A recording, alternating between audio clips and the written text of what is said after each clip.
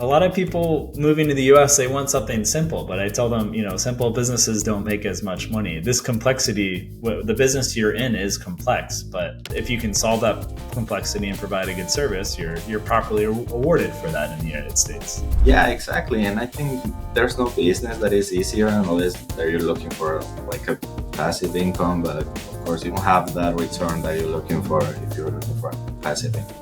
Patrick Findaro here, founding partner at Visa Franchise. I want to welcome a special guest, Agustin Arandia. We met back in January 2021. E2 Visa investor from Bolivia, leveraging his Argentinian passport. Agustin, thanks so much for joining today. Yeah, of course. Hi, Patrick. It's been a while since the last time we saw. Thank you so much for the invitation. I'm happy to be here. No, for sure. And why leave, Bolivia? It seems like you and your brother, your family had a really comfortable life there. Why strike out and move to the U.S., move to Northern Virginia? Yeah.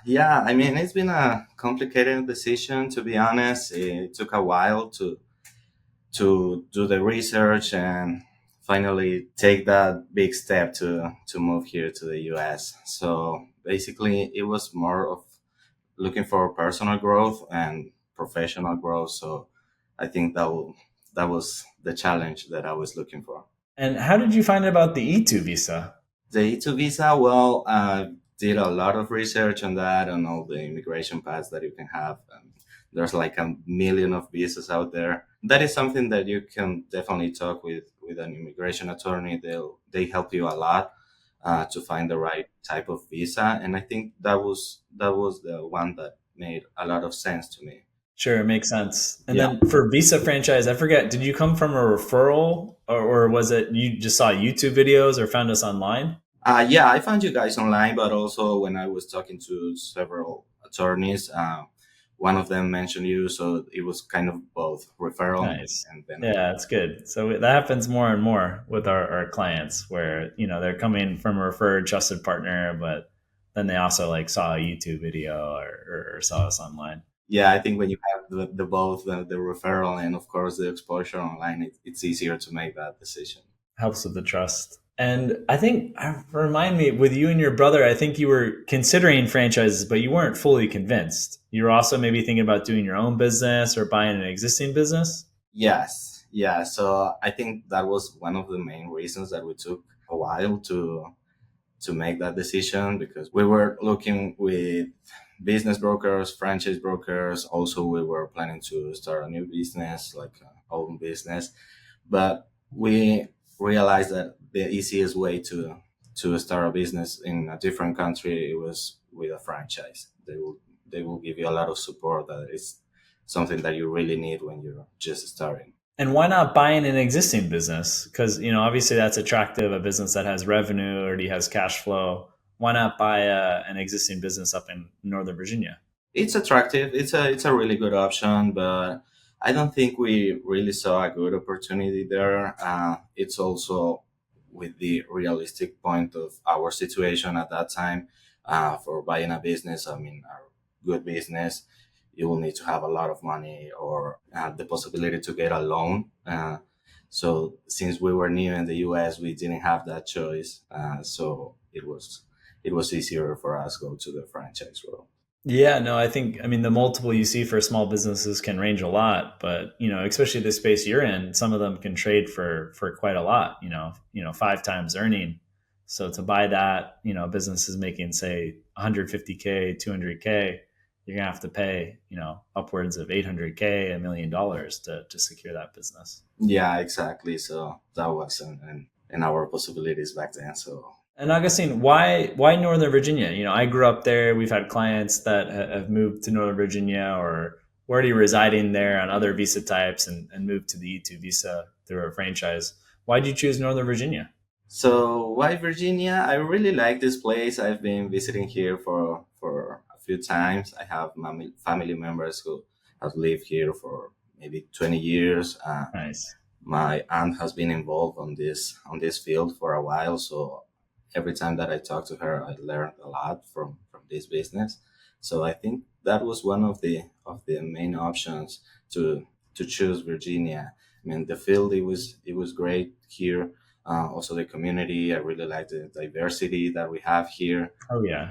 The Bolivian I tell community. people in my high school, it was just like a total mix of like Exactly. people from all over the place, all different races, like all different nationalities. I mean, probably 1,300 students. Now it's 2,100, but we had, I don't know, 40 plus nationalities and every kind of background you can imagine, which I think is cool. It was a great, great place to grow up. Wow, that's a lot. But yeah, yeah. I mean, I really like that, and also the Bolivian community here is Strong. really big. So it's yeah, it's an easier place to start. I mean, you don't have so many barriers. Augustine, let's talk a little bit about the industry you ultimately invested in. Tell me about this space, autism therapy, applied behavioral therapy.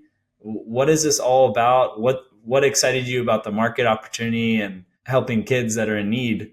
But I'd love to hear from you. Yeah, sure. When we started our research on this, everyone was mentioning the same thing, that there was a lot of demand, that and there weren't enough providers for that. So that was the whole story that we heard over and over again from every person that we talked to. And when we started our research, we realized that was the truth. I mean, you found places that have over a year or over 2 years of wait list for the clients to get enrolled, for the kids to get enrolled. So that was a lot. So I think it was a really good option. I felt pretty good starting a business on this because I think it's a great balance. Yeah, I mean, you're doing such a good thing, and Oh yeah. it's also a good business. So I believe that was one of the reasons that I started. And it's great that, I mean, you had the entrepreneur's background, coming from what I understand, a medical family, right, in Bolivia, clinics. Yes, yes. My parents are doctors, and yeah, for the entrepreneurial side, I was the co-owner of a bar. Well, it was actually more like a nightclub, but yeah, I was co-owner and I managed that business for a while. So you understand the healthcare side, you understand managing people. You had your aunt that could serve as a key essential employee in your business. So it seems like kind of all the pieces kind of combined together. And the Northern Virginia values on education, and parents are obsessive about it. So it Yeah, seems like this type of business would serve well in Northern Virginia compared to other places in the U.S. yeah, exactly. And I think that that was the key for me. I mean, now that you mention it, I had both that background and the help that I was needing. And everything goes right when you have the right team or the right people that is helping you and advising you. So Tell us what it's like owning a Success on the Spectrum franchise. What is the day to day like? How many employees do you have? What's it like running this business? yeah, sure. I mean, it's really fun, but it takes a lot of work. I mean, you need to be involved every single day in the business. We manage a lot of employees and a lot of clients, a lot of families. So you need to be involved in all of that to be successful. I think right now we have 16 employees, so it's getting packed here. So, but it's fun. It's fun. And when does it make sense to like open up a second location? Like, do you already have you kind of outgrown your existing space, or what does how many does it cap out on? Yeah, sure. So when you have your office space, of course, you will have like a top amount of kids that you can have here in the same space, but you can also grow without having a second location. You can provide home services or go into the schools and provide that service. But we are also looking for a second location now. So that's That's something. exciting. It's exciting. And what tell me about kind of the negative parts of starting a business, the licensing, the insurance, and did you have help along the way, kind of navigating insurance, licensing, the agreements with the parents, those kind of bureaucratic legal nuances? Yeah, so I think that was one of the main sides that the franchise helped us a lot with all of those contracts. But yeah, I mean, on the day to day of running the business, it's also pretty hard. There's a lot of things that you don't know about because it might be different in your country. So everything that has to be with accounting and IRS, and there's a lot of things that you need to that you are not familiarized with. So you definitely need to look for some professional help. I mean, it's not something that it's easier for to do it on our own. That makes sense. So, for someone starting a franchise, yes, the franchisor is going to help with a lot of the agreements, dealing with insurance, finding carriers, etc. But you still need, an independent professional, whether it's a CPA or someone else to support more with the tax filings. Yes, correct. I mean, they can help you with that, but on the day of day, I mean, also managing your staff and all of the contracts with them. Yeah, that is something that you need to figure it out and work on that. I mean, that is the main job of the owner. For those that are unaware of like how US insurance works, how does it work, for you guys to get paid as you help these kids and provide the therapy work? Are they paying in cash? Is it reimbursed by the government? Do they have private insurance? How does it work? In kind of simple terms, I know it's a complex topic, but as for someone that's coming from abroad, how would you break it down? Yeah, sure. So I don't think we have one single client that is paying on cash. I mean, it's an expensive service. So yeah, everything goes through the insurance, and we work with both with private and public insurance. The only thing that the client has to pay is the copay. So it depends on the plan that they had if it's a private insurance. But yeah, most of our comes from the reimbursement of the insurance. So it depends on who are you working with. They may have a different timeline to reimburse that. But yeah, I think maybe a 5 or 10% of our income comes straight from the clients, from the families. Nice. And what are we talking about? And how much are they paying for your services? What's like a general range? General range, it depends on the insurance you're working with, but Sure. might be maybe for a full-time kid, maybe $50 to $70 per hour. Great. And your job essentially running the center is making sure that you secure the therapists are happy, the parents are happy, the kids are happy. There's a lot of stakeholders here, no? Exactly. You work with a lot of people here, and yeah, that's what it makes it interesting because on the services that we provide for every kid that you have, you need to have one technician to work with them. So everything is one on one. So A lot of people moving to the US, they want something simple, but I tell them, simple businesses don't make as much money. This complexity, the business you're in is complex, but if you can solve that complexity and provide a good service, you're properly awarded for that in the United States. yeah, exactly. And I think no, there's no business that is easier unless that you're looking for like a passive income. But of course, you won't have that return that you're looking for if you're looking for a passive income. But yeah, I mean, I think if you start any business on every industry, the first years is gonna be rough. So after Exactly. that, yeah, Prepare you for can that. have more time. But yeah, for the first few years is definitely hard. And what are some ways that you are able to recruit, nurture talent, i.e. the therapist? And are you kind of on alone in this endeavor, or is the franchisor also helping out? To find them, no, actually, as we were the first one to open here in Virginia, so we hire on our own. We use just the hiring platforms that everyone uses, actually, Indeed and all of that stuff. And we do train the staff here, so we can hire both with experience or no experience, but we provide all the training here. Great. And going back to the visa side, could you walk us through that process? Like, at what point were you able to apply for the visa, having to invest like a certain threshold or having secured the lease? Could you talk us about the E2 visa process? About the E2 visa and all the timeline that it has, it for me it took a while, but not the visa process in itself. It was more of the time that you have to prepare to apply. So talking to my attorney, it was I will have a better chances to get approved if I had the business just about to start operating To be or operational. already operational. So I believe I applied on September 2023. I opened this business. I started operating on July 2023. So maybe I applied on September, and by November, I already have my visa.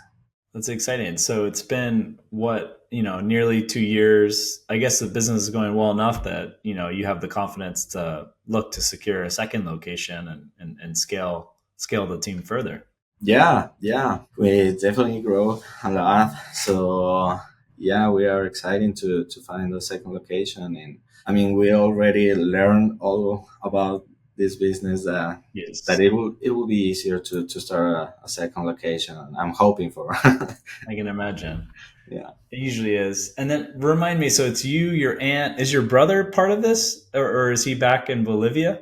Yeah, he's back in Bolivia, but he is also involved in the business. He's helping in the background. Exactly, and we do Nice. have a business partner who handles all the clinical side of the franchise. Yeah, so she's Very like cool. the analyst here, and I handle all the admin stuff.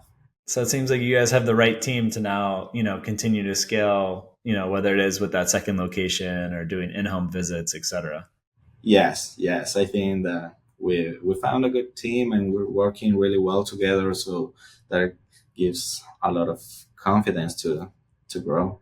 Augustine, looking back on your experience with E2 Visa, investing in a franchise, now operating a business for about 2 years in the United States, what advice would you give someone coming from Latin America or elsewhere that is kind of in the beginning phases, watching this video on YouTube, figuring out what to do? Well, definitely a lot of planning. It will take some time, and don't rush and stuff. Talk to the right people. I mean, talk with as many immigration attorneys as you can, as many business brokers, franchise brokers. It will help you a lot to get a better perspective on that. Definitely have some patience. Be prepared to work a lot. And yeah, I mean, try to find the right people to advise you and help you on the way. So the key is securing the right advisor, and then for your case, you spent time in the market and you were investigating different areas. I know we met up in Florida, but it wasn't just solely Northern Virginia when you visited with your brother and did a little tour, right? You spent time, you already knew Virginia, you kind of knew where you're getting into, where there's a lot of people interested in moving to the US on the E2 visa or another vehicle that haven't spent much time here. And I think like for your case, it's huge to spend time in the US, surround yourselves with the right advisors, and it's going to make it much easier to scale up a successful business. Yeah, yeah. I mean, we definitely we saw a lot of options, but yeah, as you mentioned, we took a few trips to the US to see the market, see the areas. We were also interested in investing in Miami, for example, and well, we ended up here in Virginia, but yeah, we definitely look for a lot of options. I think doing the research really pays off. Augustine, thanks so much for taking the time to join. And this video will help those that are thinking about moving to the US, or maybe they've already started the process, but showing how it really is and that it is a hard journey. But if you grind a couple years, even more, you can see the light at the end of the tunnel and grow a successful business for you and your family. Yes, absolutely. Well, thank you so much for the invitation again, and I wanted to thank you again for the services that you provided to us. So you've been really a great, important piece of this journey. So I wanted to thank you about that. I'm happy to be here sharing my experience. Thanks, Augustine. Appreciate it.